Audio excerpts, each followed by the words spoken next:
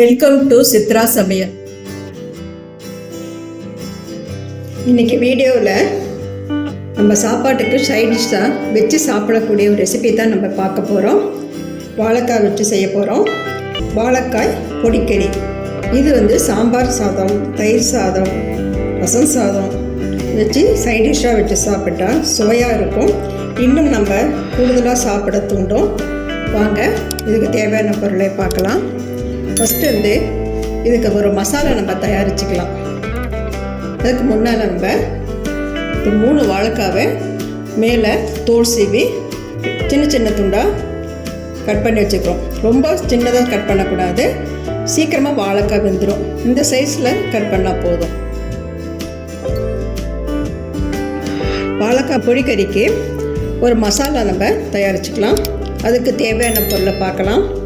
மிளகு 1/4 spoon, 1 spoon வர கொத்தமல்லி, கடலைப்பருப்பு 1 ஸ்பூன், உளுத்தம்பருப்பு 1 ஸ்பூன், சோம்பு 1/4 ஸ்பூன், சீரகம் 1/4 ஸ்பூன், ஒரு கைப்பிடி அளவு கருவேப்பிலை, 2 வரமிளகாய். வடச்சட்டியில் கொஞ்சம் எண்ணெய் விட்டுட்டு இந்த எல்லா பொருளும் நம்ம வறுத்து ஆறினப்புறம் மிக்சியில் கொஞ்சம் நைஸாக அரைச்சி எடுத்துக்கலாம். வாங்க இப்போ நம்ம செய்ய ஆரம்பிக்கலாம். அடுப்பில் நம்ம வடச்சட்டி வச்சுட்டோம், கேஸ் ஆன் பண்ணிட்டோம். ஒரு 2 ஸ்பூன் நான் ரீஃபைண்ட் ஆயில் ஊற்றிக்கிறேன். உங்களுக்கு தேவையான கடலெண்ணெய் கூட யூஸ் பண்ணிக்கலாம். எண்ணெய் காயிட்டும். இப்போ ஒவ்வொரு பொருளை நம்ம போட்டு வறுத்து எடுத்துக்கலாம். கேஸ் ஸ்லோ வச்சுக்கணும். கொஞ்சம் வர கொத்தமல்லி,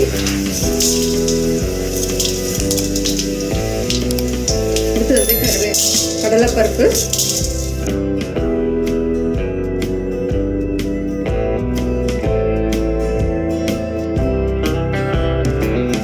சீரகம், சோம்பு, உளுத்தம்பருப்பு, மிளகு, கருவேப்பிலை எல்லாமே போட்டாவே போட்டோம்.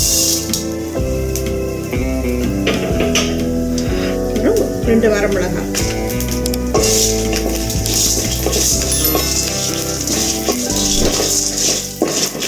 இந்த லைட்டாக வறுத்து எடுத்துட்டா போதும், கறி விடக்கூடாது. இந்த மாதிரி வாழைக்காய் செஞ்சு சாப்பிட்டா இன்னும் கொஞ்சம் சாப்பிட்டுக்கிட்டே இருக்கலாமான்னு தோணும்.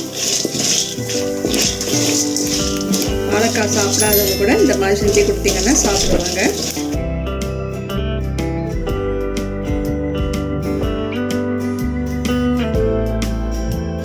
எல்லா பொருளும் நல்ல கமகமன்னு வாசனையோடு வறுத்துருச்சு. இது கொஞ்சம் ஆற வச்சு மிக்சியில் நைஸாக அரைச்சி எடுத்துக்கலாம். வறுத்து வச்சதுன்னா நம்ம மிக்சிக்கு ஜாரில் போட்டு இந்த மாதிரி நைஸாக பொடி பண்ணி வச்சுக்கிட்டோம். இப்போ நம்ம வாழைக்காய் பொடிக்கறிக்கு தாளிப்புக்கு தேவையான பொருளை நம்ம இப்போ பார்க்கலாம். கடுகு, உளுத்தம்பருப்பு 1 ஸ்பூன், 3 பல் பூண்டு தட்டி வச்சுருக்கிறோம். தேவையான அளவு உப்பு, கருவேப்பிலை 1 கைப்பிடி அளவு, வெங்காயம் மீடியம் சைஸ் வெங்காயத்தை பொடியாக கட் பண்ணி வச்சுக்கிறோம். பெருங்காயத்தூள் 1/2 ஸ்பூன், மஞ்சத்தூள் 1/4 ஸ்பூன். வாங்க நம்ம செய்ய ஆரம்பிக்கலாம். கேஸ் ஆன் பண்ணிட்டோம். ஒரு வடைச்சட்டியை வச்சுட்டு ஒரு 4 ஸ்பூன் ரீஃபைண்ட் ஆயில் ஊற்றி வச்சுருக்குறோம். எண்ணெய் காயிட்டோம். எண்ணெய் காஞ்சிருச்சு. ஃபஸ்ட்டு நம்ம கடுகு, உளுத்தம்பருப்பு போட்டுக்கலாம். கேஸை கொஞ்சம் மீடியம் சைஸில் வச்சுக்கலாம். ஒரு கிட்டம் அது கூட தட்டின பூண்டு மணம் வாழைக்காயோடு சேர்த்து சாப்பிடும்போது ரொம்ப நல்லா டேஸ்ட்டு கொடுக்கும். அது கூட பெருங்காயத்தூள். வாழைக்காயில் கொஞ்சம் வாயு தன்மை இருக்குது, அதனால் நம்ம சேர்த்துக்கிறோம். கருவேப்பிலை, வெங்காயம்,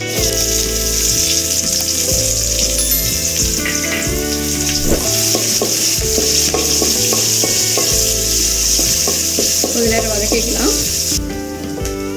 வெங்காயம் பொன்னிறமாக இருக்கு. இப்போ நம்ம வாழைக்காய் இதோடு சேர்த்துக்கலாம்.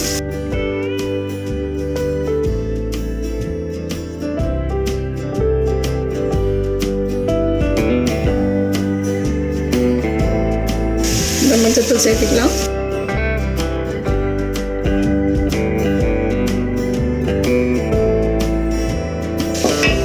அளவு உப்பு போட்டுட்டு இது எண்ணெயில் வாழைக்காய் வேக வச்சுக்கலாம்.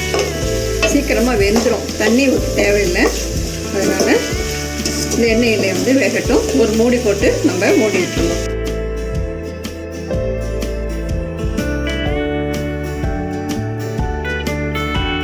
மூடியை நம்ம திறந்து பார்த்துட்டோம். வாழைக்காய் பாருங்கள் நல்லா வெந்திருக்கு எண்ணெயிலே. பாருங்கள், ஒரு வாழைக்காய் நான் கரண்டியால் கட் பண்ணுறேன். பாருங்கள் நல்லா வெந்திருக்கு, சூப்பராக. இப்போ நம்ம மிக்சியில் அடித்து வச்சுக்கிறோம் பொடி. அது இதோடு கொதிக்கலாம். கமகமன் வாசனை வருது.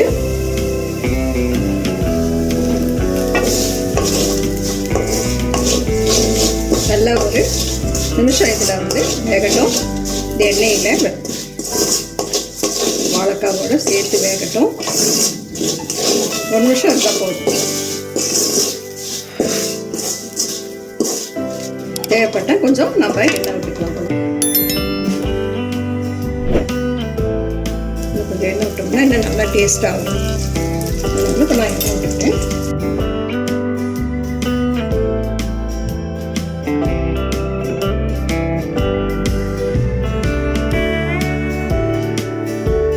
உப்பு காரம் டேஸ்ட் பண்ணி பார்க்கலாம்.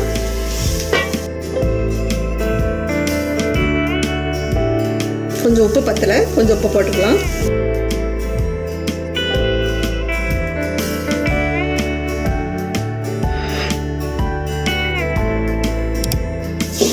இது நம்ம ஒரு தட்டில் பரிமாறிக்கலாம்.